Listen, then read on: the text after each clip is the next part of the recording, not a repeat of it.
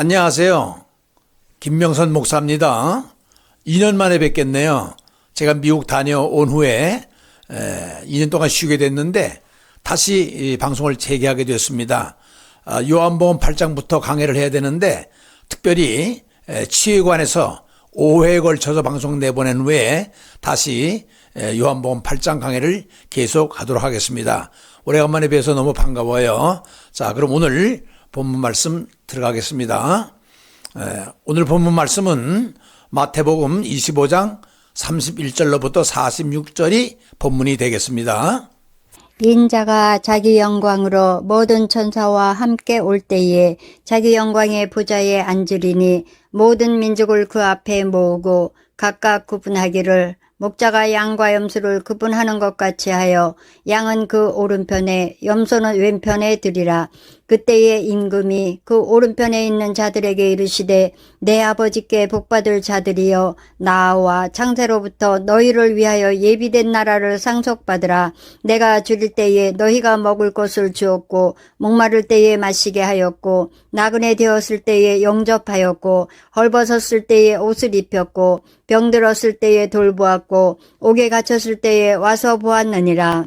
이에 의인들이 대답하여 이르되 주여 우리가 어느 때에 주께서 줄이신 것을 보고 음식을 대접하였으며 목마르신 것을 보고 마시게 하였나이까. 어느 때에 나그네 되신 것을 보고 영접하였으며 헐벗으신 것을 보고 옷 입혔나이까. 어느 때에 병드신 것이나 옥에 갇히신 것을 보고 가서 배웠나이까 하리니 임금이 대답하여 이르시되 내가 진실로 너희에게 이르노니 너희가 여기 내 형제 중에 지극히 작은 자 하나에게 한 것이 곧 내게 한 것이니라 하시고 또 왼편에 있는 자들에게 이르시되 저주를 받은 자들아 나를 떠나 마귀와 그 사자들을 위하여 예비된 영원한 불에 들어가라.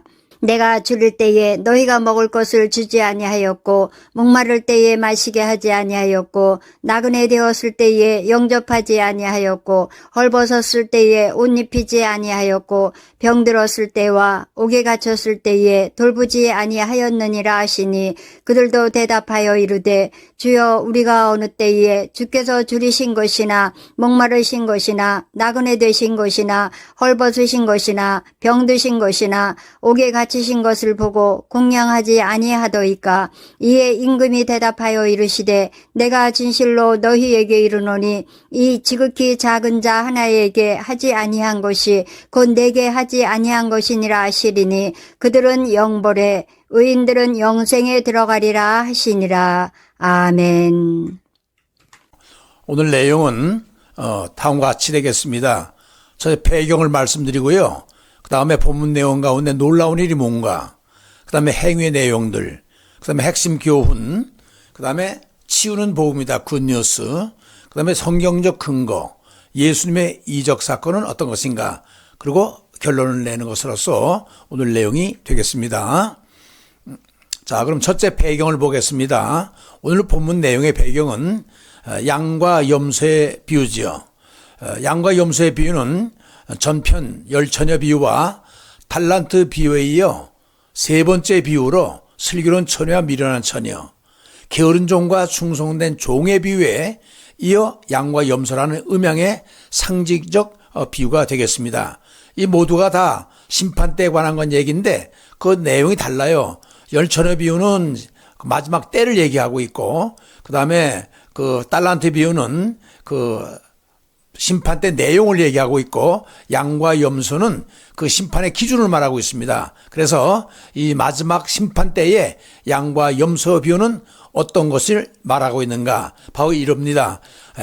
구분하는데, 양과 염소로 구분하는데 기준이 복받은 자와 저주받은 자, 영원한 상속자와 영원히 불에 들어갈 자, 영생과 영벌, 즉 의인과 악인의 구별이 되겠습니다. 그런데 영생이라고 하는 것은 영광의 영원이요, 영벌은 영원한 고통의 영혼이라고 하는 것입니다. 즉 천국과 지옥의 대비로서 양과 염소는 상징적 비유로 우리를 양편으로 갈리우게 된다는 얘기예요. 근데 여러분이 오늘날 좌판이 우판이 진본이 보순이라고 얘기하지만 구약시대 이미 좌파 우파는 나눠져 있어요. 전도서 10장 2절에 보면 지혜자의 마음은 오른쪽에 있고 우매자의 마음은 왼쪽에 있느니라. 이미 이렇게 좌파 우파의 옳고 그름을 구분해 놨습니다. 자, 그러면 둘째는 놀라운 일이 뭐냐? 이 놀라운 일은 믿는 자와 불신자의 구분이 아니라는 겁니다. 그럼 뭐냐? 믿는 자들에게 구분이라는 거예요. 무슨 말인지 알겠죠? 예수 믿는 사람과 안 믿는 사람의 구분이 아니라 예수 믿는 사람들 가운데의 구분이라는 거예요. 그리고 가만히 보면 주여 어느 때에 주를 영접지 아니하였나이까? 라고 하는 걸 보면 이 사람들이 불신자가 아니라는 거예요. 무슨 말인지 알겠죠? 양쪽 모두 자기들의 행한 행위를 몰랐다는 점. 양에 속한 사람도 그렇고 또 염소에 속한 사람도 그렇고 자기 행위를 몰랐다는 거예요.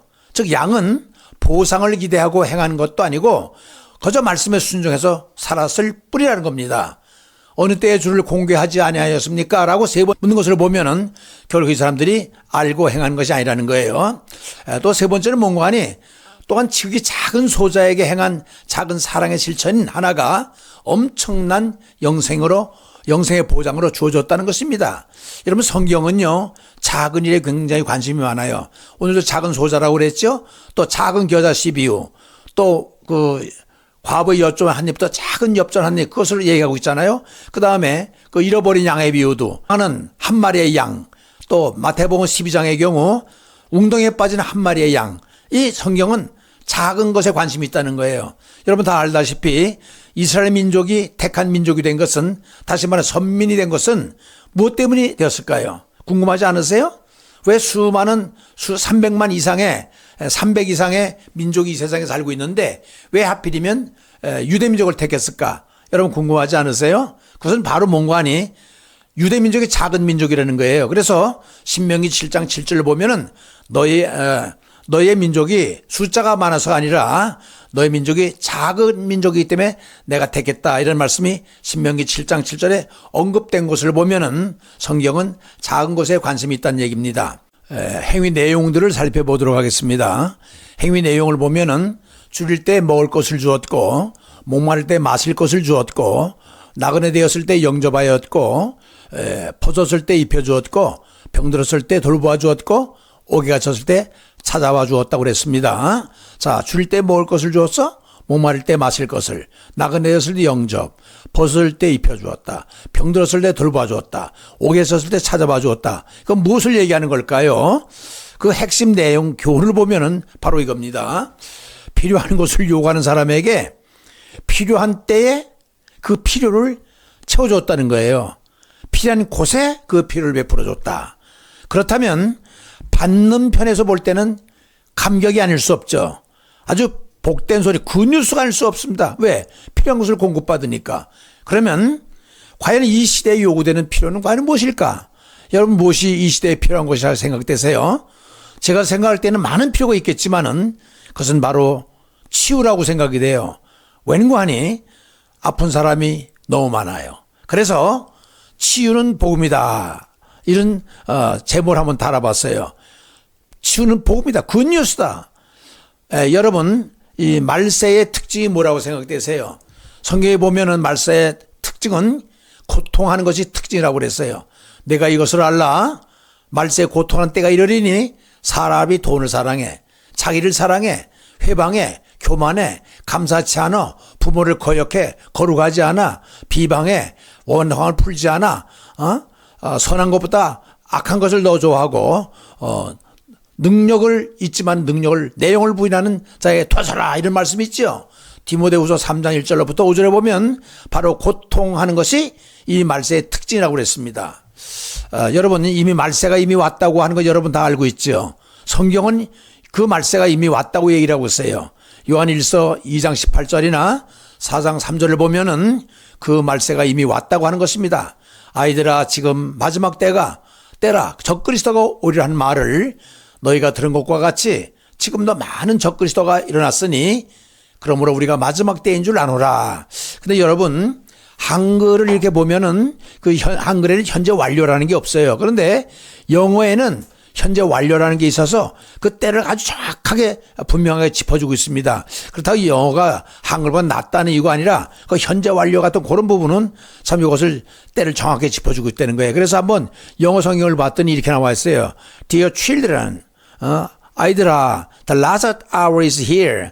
last hour, 마지막 때가 여기 왔다. is라고 하는 건 동사지요. 동사인데 현재 상태를 얘기하고 있거든요. You have heard. 이거 봐도 현재 완료죠. have 플러스 pp. 이러면 중고등학교 때 많이 들었을 거예요. 뭘 들었어? that 이하를. that 이하는 종속절이죠. 종속절의 주어가 더 antichrist입니다. 적그리스도가 is coming 온다는 말을 들었다. 주절은요, you have heard예요. 그리고 already 이미 many such antichrist 그러한 많은 적그리스도가 have appeared 이미 나타났다. 여기 현재 완료예요. 과거가 아니라 바로 완료가 됐다는. 여러분 현재 완료는 네 가지 상태를 얘기하고 있잖아요. 경험이나 진행이나 완료나 결과인데 이미 왔다고 하는 거예요. 결과를 얘기하고 있어요. 그렇죠? From this 이거로부터 우리가 알 수 있는 건 뭔가니 we know that 우리는 that이야 알고 있다. 접속사에서 that the end of the world 여기 주절의 종속절이 주어지요. 주부 the end of the world 이 세상에 has come 왔다고 하는 사실 이거 현재 완료 내용고 또 이미 왔다는 거예요. 완료가 됐다는 거예요. 결과입니다. 이게 얘기가 분명해지는 거예요. 예수를 신하지 않는 영마다 하나님께 속한 것이 아니니 이것이 곧 적그리스도의 영이니라. 오리라 한 말을 너희가 들었거니와 이제 벌써 세상에 있느니라. 이제 벌써 하면 실감이 안 나는데 이것도 영어 성경을 보면요 아주 정확하게 나타났어요. 보세요. If a prophet, prophet은 예언자나 선지자를 얘기하죠. Does not acknowledge that Jesus. acknowledge는 인식하다, 인지하다. 예수를 알지 못하는 예언자들이 있다면 if는 가정법 과거로서 부사절이죠. 그렇죠? 그런데 주절이 나와요. That person. 그 사람이 누구예요? 예수를 알지 못하는 예언자지요. 선지자. is not from God. 하나님으로부터 온 사람이 아니야. Such a person. 그러한 사람들. 바로 그 사람. 주님이 오신 것을 알지 못하는 사람은 has the spirit of the antichrist. 거짓의 영을 가졌다. You have heard. 여기 현재 완료지요. 너는 들었다. 대디하를 접속사지요. He is going to come. 그가 온다는 사실. 어디로 와? Into the world. 이 세상에. 그리고 he is already here. 그는 이미 왔다라고 하는 비동사 써서 상태를 얘기하는 거 보면 이미 그 적그리스도는 왔다는 겁니다. 있다는 거 여기 현재 완료 영어. 무슨 말인지 알겠죠? 이수로서 상태를 나타내고 있습니다. 자, 다시 돌아가서 고통 중에 가장 큰 고통이 뭘까요? 물질적인 거, 건강, 인간관계, 영적인 것 여러 가지 이 세상에는 고통이 있겠죠. 그런데 고통 중에서도 몸이 아픈 거 이거 참 큰 고통일 거예요. 그래서 이번에는 우리 치유에 관한 거니까 육신적 고통에 대해서 알아보려고 하고 있습니다. 육신적의 질병 누구나 다 아파요. 그렇죠? 목사님도 아프고 장로님도 아프고 권사님도 아프고 믿는 자도 아프고 안 믿는 사람도 아프고 젊은 사람도 아프고 노인네도 아프고 다 아파요. 그러므로 지금 이 시대는 바로 고통, 무엇을 고통? 육신의 질병 때문에 병 때문에 고통받고 있기 때문에 치유가 절실히 요구되는 시대가 아닌가 이게 생각이 되는 거예요. 그래서 오늘은 이 주제를 치유로 잡은 것입니다. 그래서 치유가 복된 소리라. 아팠다가 원위치가 되면 건강해지는데 이거보다 복된 소리가 어디 있어요? 무슨 말인지 알겠죠? 얼마나 기뻐요. 행복이죠. 그 뉴스입니다. 그래서 이 치유에 관한 것을 갖다가 한번 성경적 근거를 찾아보도록 하겠습니다. 성경적 근거 첫 번째를 살펴보도록 하겠습니다. 예수님의 신적 증명입니다. 하나님의 아들, 예수가 하나님의 아들이라는 거 어떻게 알았어요? 예수가 오실 메시아라는 거 어떻게 알았을까요? 그리스도, 구세주라고 하는 것을 어떻게 입증됐을까요? 바로 치유를 통해서입니다.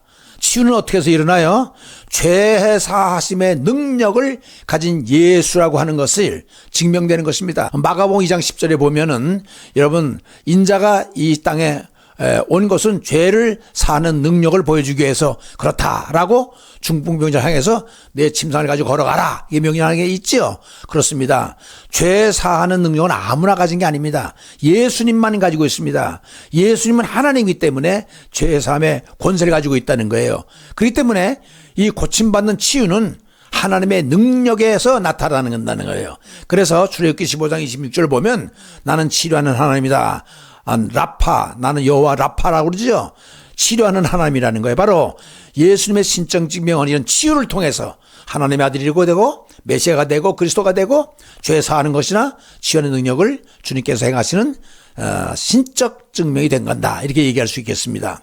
그 다음에 성경적 근거 두 번째는요, 세례요한의 관계에서 우리가 찾아볼 수 있어요.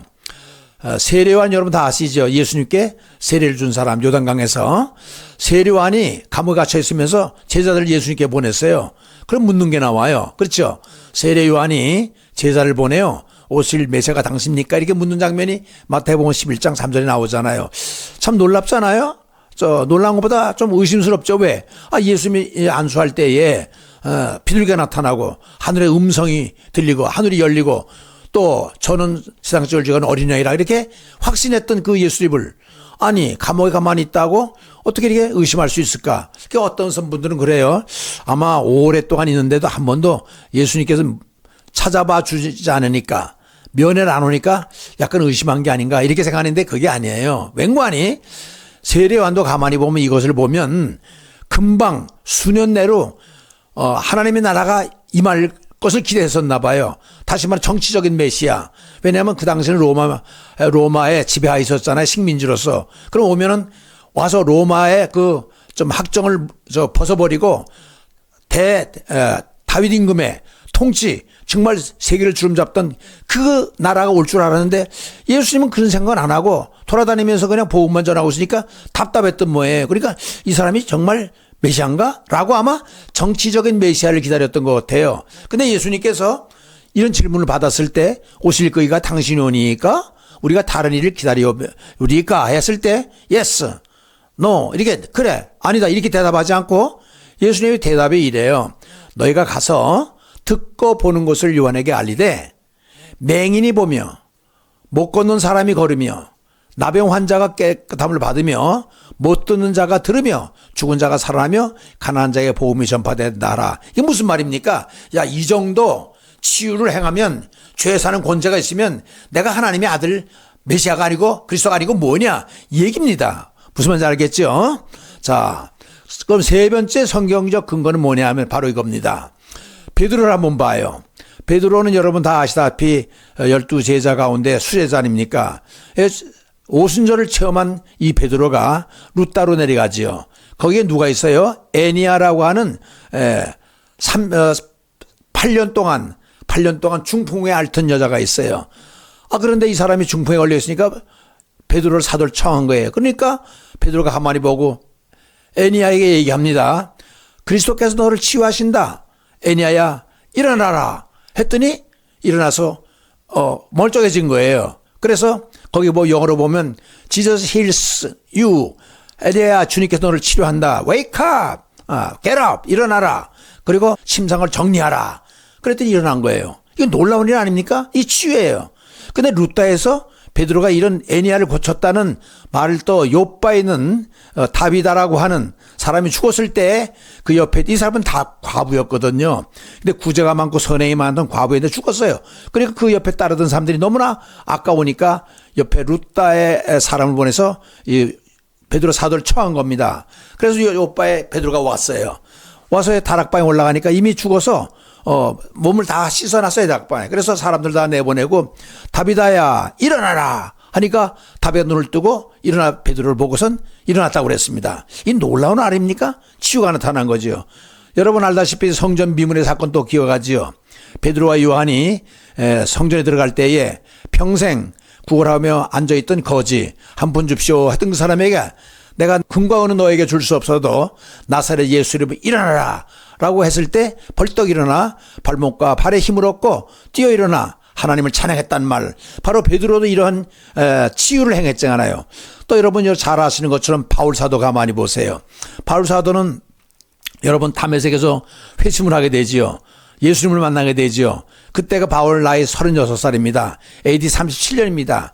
그래서 산헤드린 공회에서 좀 믿는 자를 잡아오라고 하는 체포영장을 가지고 다메섹에 가다가 다메섹에서 예수 그리스도를 만나게 되지요. 그래서 어떻게 됐습니까? 맹인이 됐잖아요. 눈이 멀어서. 근데 아나니아 선지가 와서 고쳐주잖아요. 그러고선 다시 보게 됐잖아요. 그런데 여러분 금방 이 바울이 전도로 나선 게 아니고 갈라디아서 1장에 보면요. 아라비아나 사막에나 3년 동안 있었다고 그랬어요. 그리고 돌아와서는 바로 집으로 안 가고 다메섹에 있는 아나니아 선지 밑에서 5년을 보냈습니다. 8년이지요. 그리고 자기네 고향 다소에 가서 2년을 머물러요.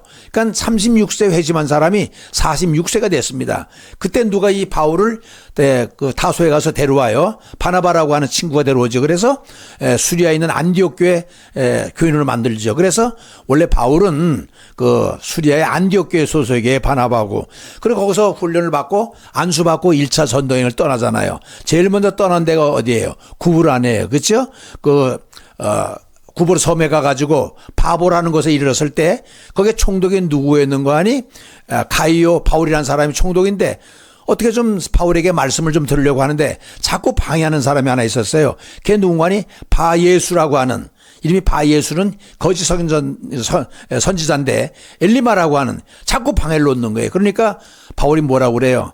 성령이 충만해가지고 성령이 내 머리에 있는데 너는 아주 악한 괴계가 많아. 그리고 너는 마귀의 자식이야. 너는 의의 사람들을 전부 잘못 인도하고 믿는 사람들을 참 이렇게 잘못 인도하는구나 해가지고 하나님의 손이 너를 맹인으로 될 것이다 해가지고 맹인이 돼버려요. 그래서 어두움과 안개가 내려서 맹인이 돼버리잖아요.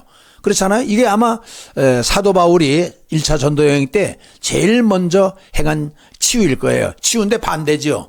이번 성한 사람을 고치는 것이 아니라 성한 사람이 나빠지는 거예요. 이게 제일 먼저 경험한 바울의 치유인데, 두 번째는 어디예요? 자, 루스드라에서 벌어지죠. 원래 그래도 구브를 떠나가지고 그 다음에 비스기 안디옥을 거쳐서 그 다음에 이고니온을 거쳐 루스드라 왔는데, 날 때부터 걸어본 적이 없는 그 사람이 참 불쌍하게 앉아 있는 거예요. 그런데 그 마음에 믿음이 있어. 그래서 루스드라에 가서 뭐라고 그래요? 일어나라, 네 발로 일어나라 하고 했을 때 벌떡 일어났어요. 이게 두 번째 바울의 치유입니다. 세 번째는 여러분 빌립보 알죠? 빌립보라고 하는 것은 마게도니아, 다시 한번 유럽의 첫 교회입니다. 여러분 자주 전에 루디아 알잖아요. 루디아 집에 가면서 이제 기도하는 곳을 찾아가다가 귀신한 점에서 주인을 이롭게 하는 미친 여자를 만나지요. 그랬을 때 그 사람이 이 사람은 위대한 사람이라 하나님의 구원의 길을 전도하는 사람이요. 그렇게 이 정신 나간 여자가 말을 하니까 거기까지는 좋았는데 두 번, 세 번 계속 따라다니면서 방해를 하니까 복음의 방해가 되니까 안 되겠어요. 그래서 나사렛 예수의 이름으로 나오라! 귀신이 벌떡 했더니 이 여자가 거기서 고침을 받아요. 이게 바로 빌립보 사건입니다.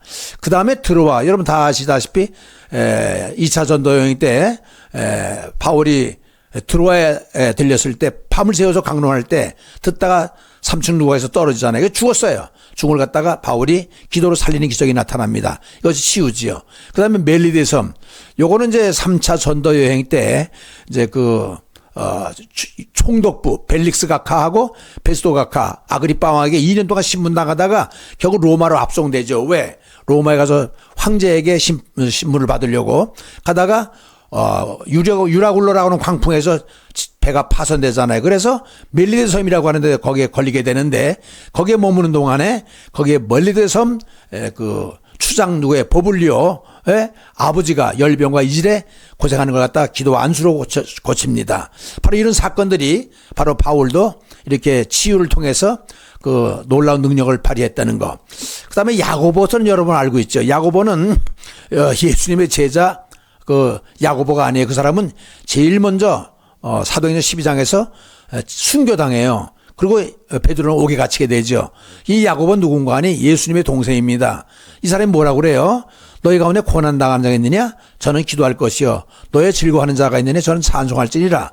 너희 가운데 병든 자가 있느냐? 저는 장로를 택할 것이요. 청하께 저들은 기름을 바르며 병 낫기를 위하여 기도하라. 믿음의 기도는 병든 자를 일으키시니 주께서 일으키시라. 혹 너희가 서로 죄를 고하며 병 낫기를 위해서 서로 간구하라. 이런 말씀이 야고보서 5장 13절에 16절 나오잖아요. 이 야고보도 이 치유에 대해서 언급을 했고, 마가를 보겠습니다. 마가는 누구예요? 바나바의 조카지요. 사도 바울과 1차 전도여행 때 동행했던 사람. 그러나 버가에서 돌아오잖아요. 그래가지고 2차 때 안 데려간다 바나바하고 논쟁을 벌였던 사람이 바로 마가 아닙니까? 이 사람이 마가복음 16장 16절 17절 18절에 뭐라고 그러냐. 믿는 자에게는 이런 표적이 따르리니 뱀을 집으며 무슨 독을 마실지라도 해를 받지 아니하고 병든 사람에게 손을 얹은즉 나올 것이라. 이것도 치유에 관한 거예요. 이렇게 주의 사도들과 제자들도 이렇게 치유에 대해서 언급을 해야 됐고요. 성경적 근거 네 번째는 뭔가 하니 70인 제자의 얘기입니다. 여러분 12제자 외에 70인 제자가 있는 거 알죠? 이건 누가복음에만 나오는데 70인 제자를 보내는 장면이 나와요. 거기에. 그렇죠? 거기 있는 병자들 고치고 말하기를 하나님의 나라가 너희에게 가까이 왔다 하라. 70인이 기뻐하며 돌아와 이르되 주여 주의 이름이면 귀신들도 우리에게 항복하다 했을 때 주님께 뭐라고 그래요? 귀신이 나가는 것을 좋아하지 말고 너의 이름이 하늘나라의 생명록에 기록된 것을 읽어와라 했는데 뭔가 하니 12제자를 보낼 때도 그렇고 70인 제자를 보낼 때에도 첫 번째로 언급한 것이 뭐냐면 치유의 능력을 주시면서 병자를 고치라고 하는 거예요. 예수님의 치유 사건을 살펴보도록 하겠습니다. 예수님의 이적과 치유 사건이다. 여러분 사복음서를 보면은요, 마태복음의 이적이, 예수님께서 행하신 이적이 20건이 나와요. 그 가운데 14건이 치유입니다. 마가복음은 18건 이적 가운데 12건이, 누가복음은 20건 가운데 18건이, 요한복음은 9건 가운데 4건이 나와요. 그래서 마태, 마가, 누가, 요한 4복음 가운데 예수님의 표적과 이적 사건이 총 67건이 나와요. 그런데 여러분 마태복음에 나오는 것이 마가복음에도 나오고, 마가복음의 사건이 누가복음에도 나오고, 누가복음의 사건이 요한복음에 나오고, 이 중복되는 거 있죠. 그래서 그걸 단일화시켜 봤어요. 단일시켜 봤더니 35회라는 거예요. 총 67건 가운데 35회가 표적과 이적 사건이다. 그러나 치유 사건도 마찬가지로 총 48건인데 중복되는 것을 단일화시키니까 26건이 나와요. 그래서 제가 이것을 100분율로 한번 계산해 봤어요. 총 35회 26이니까 35분의 26 곱하기 100은 74.28%. 뭐냐? 그래서 이번 이 치유 사건의 제목을 처음에 나올 때 74.28이라고 그랬죠. 바로 이겁니다. 예수님의 치유 사건은 표적 사건의 74.28%라는 거예요. 거의 74% 아닙니까? 4분의 3이 치유에 해당되는 거예요. 놀랍지 않습니까? 그렇죠? 4분의 3이 예수님의 치유 사건이라는 거예요. 74.28%가 꼭 기억하시길 바랍니다. 자, 결론 내리겠습니다. 치유는 이 시대가 요구하는 복음 전파의 최선의 선택이며 필요한 사람에게 필요를 채워주는 유일한 전도 방법이다. 치유는 이 시대의 복음이다. 왜냐? 아픈 사람이 고침받으면 이거보다 좋은 소식이 어디 있어요? 그래서 굿뉴스라는 거예요. 기쁨의 소식이라는 거예요. 복된 소식이라는 거예요. 치유는 성경적 신학적인 영혼 구원의 제1원리로 예수님의 방법이라는 거예요. 예수님의 이 방법이 아니었으면 어떻게 하나님의 아들로, 메시아로, 그리스도로 인정받았겠어요? 바로 치유를 통해서 이루어졌다. 찾아가는 전도 방법에서 찾아오는 전도 방법, 즉 새로운 패러다임의 전환이 요구된다. 무슨 말인가 하니 예수님께서 너희는 가서 복음을 전하라 했으니까 가서 전해야 돼요. 그러나 그것도 필요하지만 이제는 아픈 사람이 치유를 통해 찾아오는 방법도 필요하다는 겁니다. 무슨 말인지 알겠죠? 그러니까 가는 방법에서 오는 방법으로 전환이 필요치 않은가 하는 얘기입니다. 네 번째로는 5병 2여로 5천을 7병 2여로 4천을 먹이신 사건은 전적으로 병고침이 동기가 됐다. 성경이 이를 증명한다. 이게 무슨 말인가 하니 여러분 5병 2여 사건 5,000명 먹였잖아요. 그것도 아이들과 여자들 다 빼고. 그러면 왜 사람들이 여기 베세다 광야에 모였을까요? 제가 이걸 물어보면 보통 이렇게 대답해. 말씀드리려고 모였죠. 물론 말씀드리려고 모였겠지만은 사실 성경을 보면 그렇지 않아요.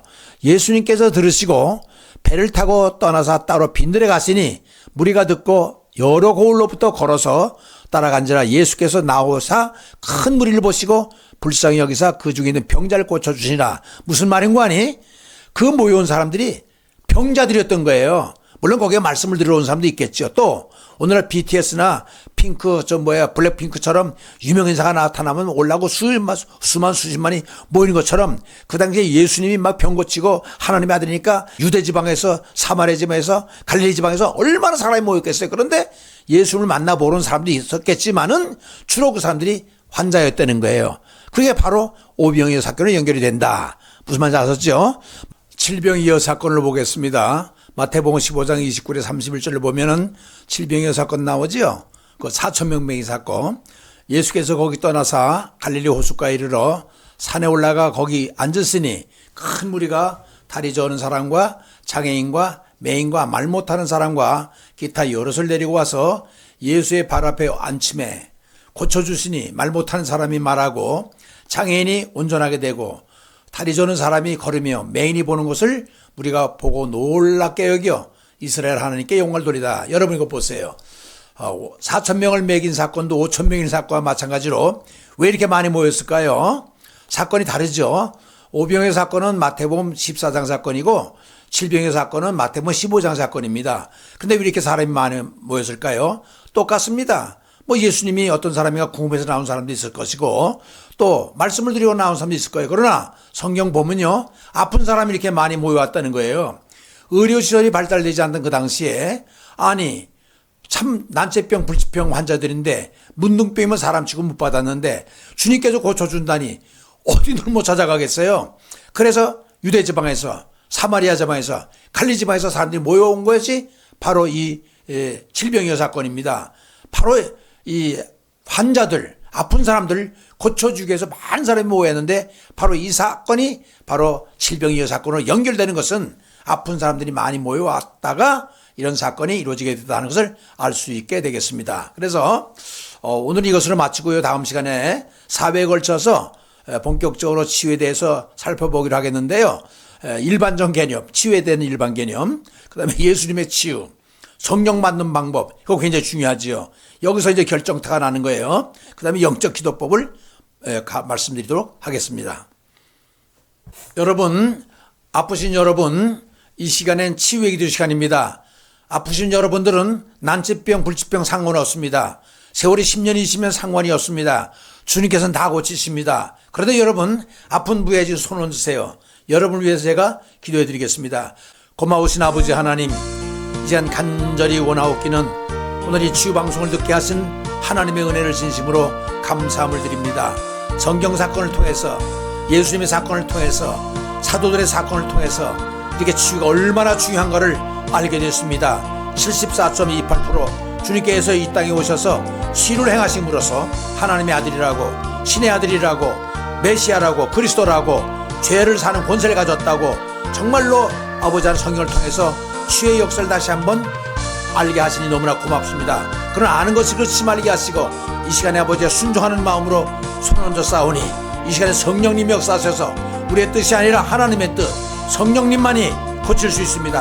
하나님의 영, 그리스도 영만이 아버지 사탄을 물리치며 죄를 사하시며 고칠 수 있사오니 이 시간 겸손한 마음으로 손 얹었습니다. 예수 그리스도께서 우리의 죄를 사하신 그 보혈의 능력으로 또 우리를 위해서 죽으심 가운데서 부활하신 능력으로 손 얹어 싸우니 하나님 아들 되심을 믿사옵고 구세주 그리스도임을 믿사옵고 메시아됨을 굳게 믿는 마음으로 손 얹어 싸우니 순종하는 자에게는 아버지 하나님이여 아버지 하나님의 제사보다 낫다고 그랬습니다. 듣는 것은 아버지 하나님의 순양의 기름보다 낫다고 그랬습니다. 이 시간 겸손한 마음으로 얹어서 싸우니 하나님이여 고쳐 주시옵소서.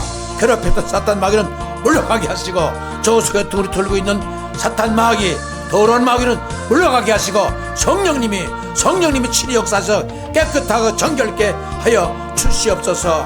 나를 경외하는 너에게는 의론해가 떠올라서 치료의 광선을 바라리니 외양간에서 나온 망을처럼 좀 뛸 거라 했사오니 주여 우리는 고통에서 해방됨으로 인하여 망을처럼 뛸 수 있도록 주여 용 해결해 주시고 치유하여 주시옵소서. 앉은 맹이가 걷기도 하고 뛰기도 하고 하나님을 찬양했듯이 그런 역사가 그때 사건 그 사람의 사건이 아니라 오늘 살고 있는 나의 사건이 되게 하시고 나의 고백이 되게 하시고 나의 간증이 될 수 있도록 성령님 오셔서 치유하여 주시옵소서. 깨끗게 정결케 하여 주시옵소서. 예수의 보혈로 치유시킨 줄로 믿습니다. 성령님께서 하나님의 영 그리스도께서 지은 줄로 믿사옵고 존귀하신 예수 그리스도의 이름으로 간구했사옵나이다. 아멘. 감사합니다. 은혜롭고 평안한 한 주간 되시길 기도합니다. 다음 시간에 또 귀한 말씀으로 여러분을 뵙도록 하겠습니다. 안녕히 계세요.